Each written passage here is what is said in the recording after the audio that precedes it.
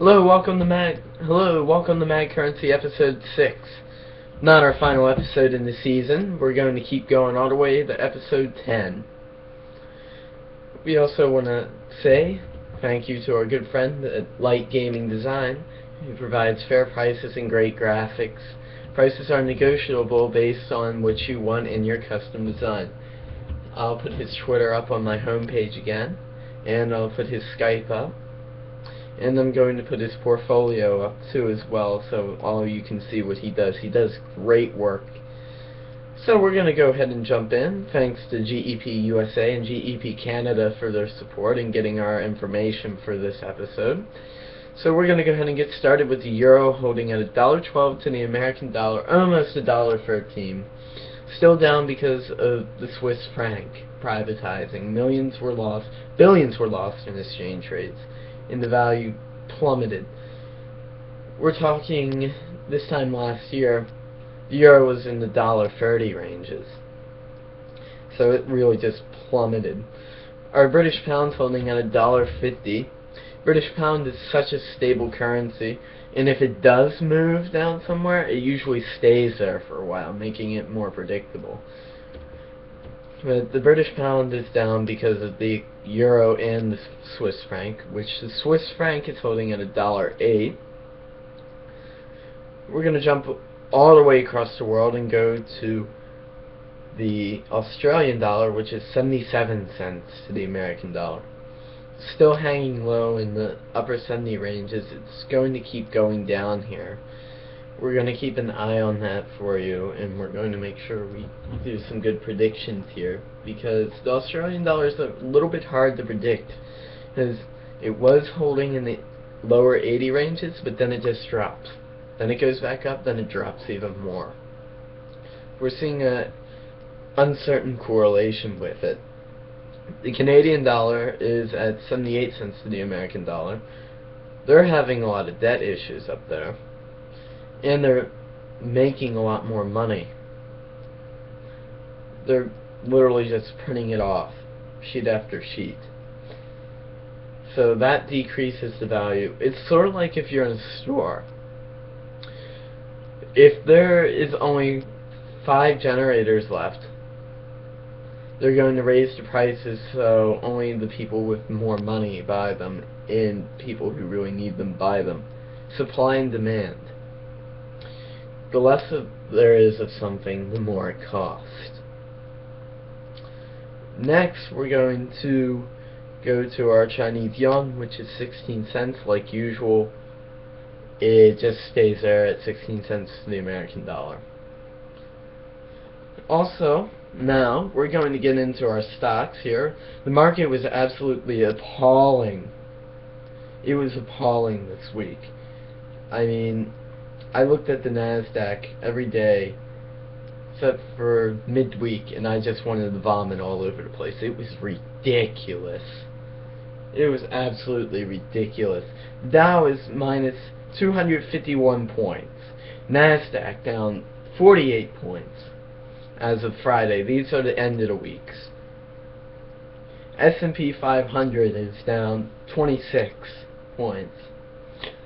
That's absolutely appalling. The NASDAQ, what that means is all the technology companies are basically going down, including Apple. And now, as I told you in our channel page and my home page on YouTube, we're going to talk about polymer banknotes. I'm really excited to talk about these because I absolutely love polymer banknotes. They're amazing. When I went to Canada, I, for the first time, saw a polymer banknote, aka plastic banknote. They feel like plastic, but they're really called polymer. 25 countries, more than 25 countries I should say, already use polymer banknotes. Australia, New Zealand, Mexico, Singapore, and Canada are in that group. It's really, really interesting too, because England's going to them. The Bank of England. Just England. The Bank of Scotland hasn't announced their transfer to plastic currency yet. But in March of 2015, this year, people are going to be seeing £5 banknotes. And this March. And it's not going to be too long. And also, too, they might be seeing £10 notes as well. This is just a test trial. All it is a test trial. There's not going to be many of them, but in next year, in 2016, they're looking at the complete switchover. Some of the benefits are to polymer notes are if you spill something on them, you just shake them off. They dry right off. If you're sitting at a table and your waiter or waitress spills your drink on their tip, the paper money's just done. But with the plastic, it's so durable. The only way you can possibly tear it without using extreme force, or a lot of force, intentional force should I say, is cutting it up with scissors. Also too, you can see through it. It's uncounterfeitable. Those scums who counterfeit money cannot possibly accurately uncounterfeit it, or counterfeit this. It's absolutely amazing. You cannot counterfeit it. It's virtually impossible. Unless you have expensive equipment, it's not happening. Also too, with the polymer banknotes, it's a growing thing. I suspect that 15 more countries in the next 20 years are going to go to it. It only took 900 years for us to start phasing out paper money and paper banknotes. Only 900 years. This is a new thing. This is a growing trend. And we at GEP like this. It's really, really great that they're making more durable banknotes. So not only are your costs going to be down after the initial base cost of making these notes, it costs a lot of money to make these polymer banknotes. But in the long run, instead of printing off 10 to go in that one banknote's place, it's less expensive and cost effective, because banknotes do get ruined. You wash them, the ink goes all over the place and it gets scattered. They tear easily. Your kids get into your wallet and cut the $20 bill in half, thinking that they get 10 and you get 10. Things like that. So we're in support of it.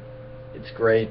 Hopefully the US goes to it soon, because everybody else seems to be investigating this, and I think it's amazing. So we're going to go ahead and sign off. We're going to give a Google Hangout live here in the next 2 weeks. We're going to figure out, and we're going to talk about the market here and give updates on the market. So we're going to go off and sign off. If you have a currency or a stock that you want us to watch, just comment on the video and we'll analyze it and we'll put it up on our show. We won't say your name for privacy, but we will make sure to analyze it for you and give you our opinion. We hope that you have a fantastic week. Hopefully the market gets better for you. We're going to sign off, and thanks for watching Mag Currency, and tune in next week. Have a good day, everybody, and have a good week.